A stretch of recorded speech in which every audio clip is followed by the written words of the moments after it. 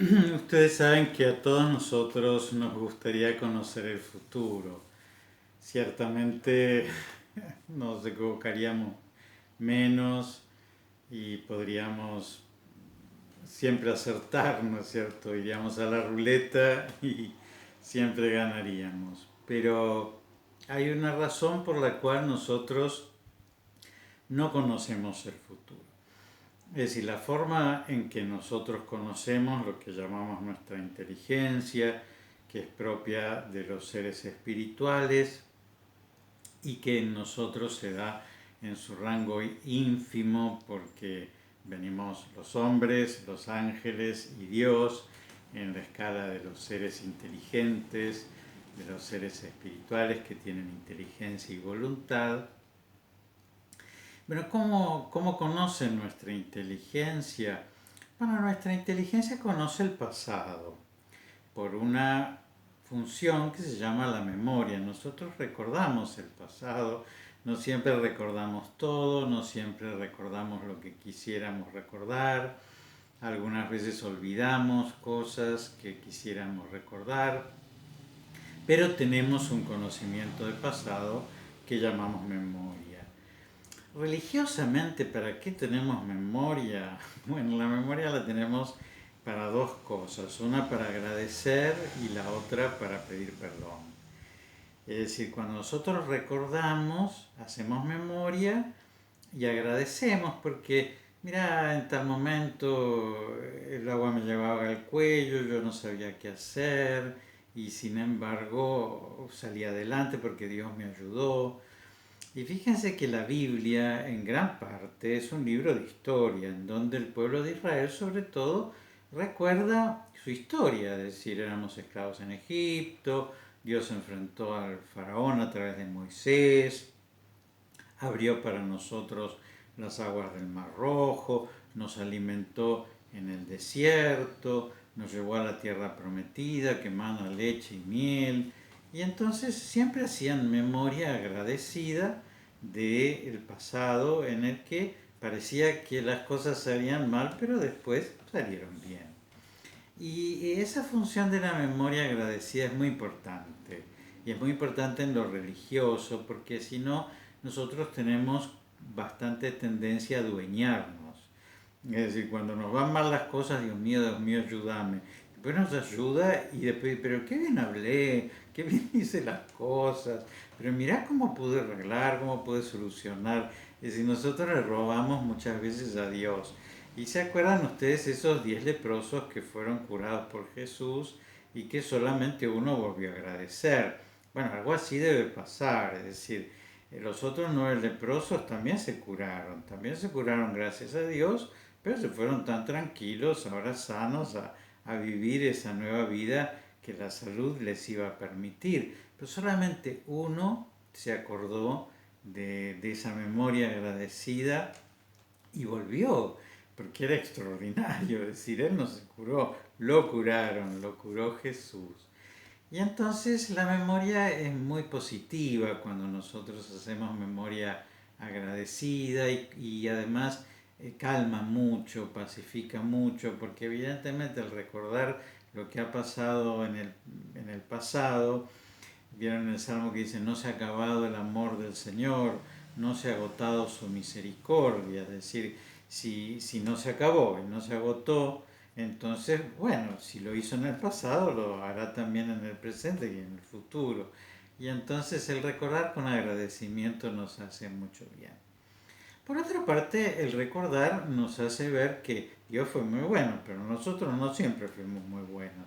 Y entonces está bien que nosotros recordemos para que nos arrepintamos y digamos, perdón Dios mío, la verdad es que tal cosa la hice mal, queriendo, no queriendo, sabiendo, no sabiendo, pero que nosotros nos acostumbramos a pedir perdón no solamente a Dios, sino también a los demás, es decir, hacer memoria, porque algunas veces nos damos cuenta de nuestros errores con el tiempo. Y cuando los vemos tenemos que reparar. Entonces, así como tenemos que reparar físicamente, si nos quedamos con algo que no es nuestro, tenemos que devolverlo. Pero si es algo que hicimos que no podemos reparar propiamente, como algo económico, por ejemplo, bueno, podemos pedir perdón o podemos aclarar, miren, eso que dije el otro día no fue así, porque hablé de más o porque dije algo que no sabía exactamente. Entonces, la memoria, ya les digo, es buena, nos hace recordar el pasado y nos hace de alguna manera ponerlo en su lugar, que es el agradecimiento, la acción de gracias, como la Virgen dice, el Señor ha hecho en mí grandes cosas, santo es su nombre, ¿no es cierto? Es decir, se da cuenta que eso extraordinario que ella es, la Madre de Dios, lo ha hecho el Señor, ¿no? Porque Santa Isabel le está diciendo, ¿de dónde que la Madre de mi Señor venga a visitarme? Y ella podría haber dicho, uff, soy la Madre del Señor. Pero en realidad, no, ella hace memoria agradecida y dice, el Señor hizo en mí grandes cosas, santo es su nombre. Entonces, agradecer y pedir perdón. Después, en el presente, nosotros tenemos una inteligencia que nos permite, el presente es el gran mundo del hombre. Es decir, porque el pasado, sí, podemos agradecerlo y podemos pedir perdón, pero de alguna manera es irremediable, no podemos volver atrás y hacer las cosas de una manera distinta de como las hicimos. Entonces también hay que aceptarlo y hay que dejarlo en la misericordia de Dios, ¿no es cierto? Si me equivoqué, perdón Dios mío, ¿no es cierto? Y mirar para adelante. Pero ese adelante es el presente, es decir, nosotros somos dueños del presente. Podemos hablar o podemos callar, podemos salir o podemos quedarnos, podemos hacer o podemos no hacer, podemos escuchar al otro o podemos no escucharlo. Y evidentemente ese sí o no muchas veces parece pequeñito y sin importancia y sin trascendencia, pero es algo muy grande, es el ejercicio de nuestra libertad, que es una potencia extraordinaria que Dios le comunicó al hombre. Entonces, conocer y conocer qué es lo que tenemos que hacer, ¿no es cierto? Cómo actuar mejor, qué tenemos que hacer, tenemos que hablar o tenemos que callar. Bueno, y eso lo podemos hacer con respecto al presente, porque ahí sí somos dueños de ese presente, de ese sí o de ese no. Y con ese sí, con ese no, también somos dueños de las consecuencias previsibles que vengan de ese sí y ese no. Por eso es muy importante estar muy atento, muy despierto. Fíjense que un día Jesús le dijo al joven rico que lo siguiera y él no lo siguió, se perdió la oportunidad de su historia, ¿no es cierto? Y fíjense que Judas, después de 3 años de estar con Jesús, lo vendió por unas monedas de plata, qué pavote, ¿no es cierto? Es decir, fíjense lo que es el no, lo terrible que es el no a Dios. Y por eso es muy importante que nuestra inteligencia conozca el presente y actúe. Pero nuestra inteligencia con respecto al futuro no sabe nada. Es decir, es sumamente imprecisa. Tenemos una cierta capacidad de proyectar, de prever, pero todos ustedes coincidirán conmigo que la mitad de las cosas que han previsto no se han dado como ustedes las previeron, ¿no es cierto? Es decir, nosotros tenemos una cierta capacidad de prever, pero en realidad es sumamente imprecisa. Podemos proyectarnos, está bien que nos proyectemos, la prudencia muchas veces tiene que proyectarse, pero vieron que Jesús dice, no se preocupen por el mañana se preocupará por sí mismo, es decir, el gran momento nuestro es el hoy, el mañana no sabemos nada porque hay gente que se muere joven y gente que se muere vieja. Hay gente que se muere después de una larga enfermedad y hay gente que se muere en un minuto. Y entonces, ¿cómo podemos prever si nosotros no sabemos de qué lado estamos? Y entonces, bueno, como no sabemos qué va a pasar mañana, entonces tenemos que ocuparnos mucho del hoy. ¿Qué tenemos que hacer con el mañana? El mañana tenemos que ponerlo en manos de Dios, pero de una manera confiada. Es decir, Dios quiere reservarse el mañana, Él lo conoce, Él sabe qué va a pasar, Él sabe cuándo nos va a llamar, Él sabe que este camino va a terminar de una forma o va a terminar de otra, pero nosotros no lo sabemos. ¿Por qué no nos deja saberlo? Bueno, en un sentido porque eso condicionaría nuestra libertad, es decir, si alguien que supiera que su matrimonio va a ser un fracaso, posiblemente no se casaría. Pero de no casarse quizás no tendría estos hijos maravillosos que tuvo y que Dios quería traer al mundo, ¿no? Bueno, mil cosas que nosotros no haríamos posiblemente de saber cómo irían y bueno, y que quizás Dios quiere que nosotros hagamos ese camino. Por eso eh, mm, el cardenal Newman tiene una poesía extraordinaria en donde lo llama Jesús Luz y le pide que lo guíe, que esa luz lo guíe en el futuro. Pero dice, no me muestres la escena distante, un paso para mí será bastante. Es decir, no quiere que le muestre el futuro, porque el futuro no es para que nosotros lo conozcamos. Un paso para mí será bastante. Eso sí, porque nosotros lo que necesitamos saber, y eso es el presente, ¿no? Es el paso que tenemos que dar.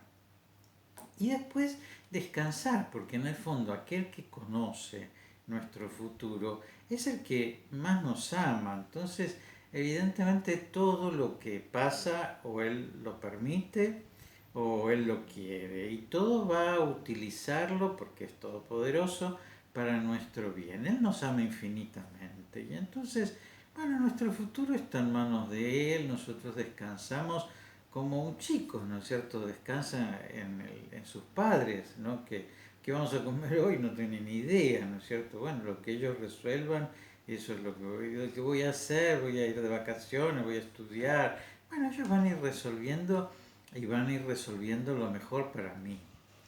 Y yo me dejo llevar por ellos.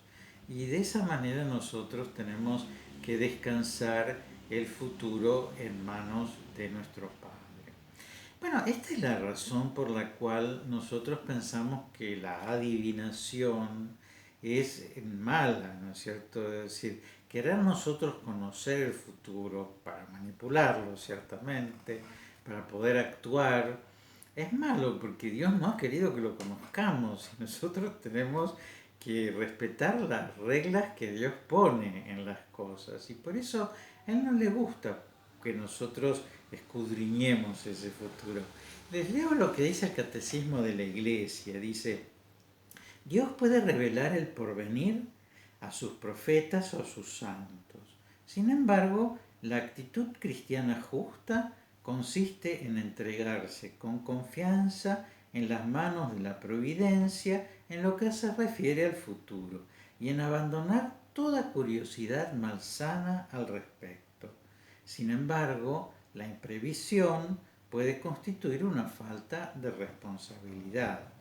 Es decir, no tenemos que tener una curiosidad malsana, pero sí tenemos que tener una cierta previsión, ¿no es cierto? Porque si mañana le decimos a nuestros hijos, no tengo que darte de comer, o no nos quedamos sin techo, bueno, eso puede ser una irresponsabilidad, ¿no es cierto? Y entonces una cierta previsión está bien, pero no tenemos que tener una curiosidad malsana con respecto al futuro, sino que tenemos que abandonarnos confiadamente en manos de Dios.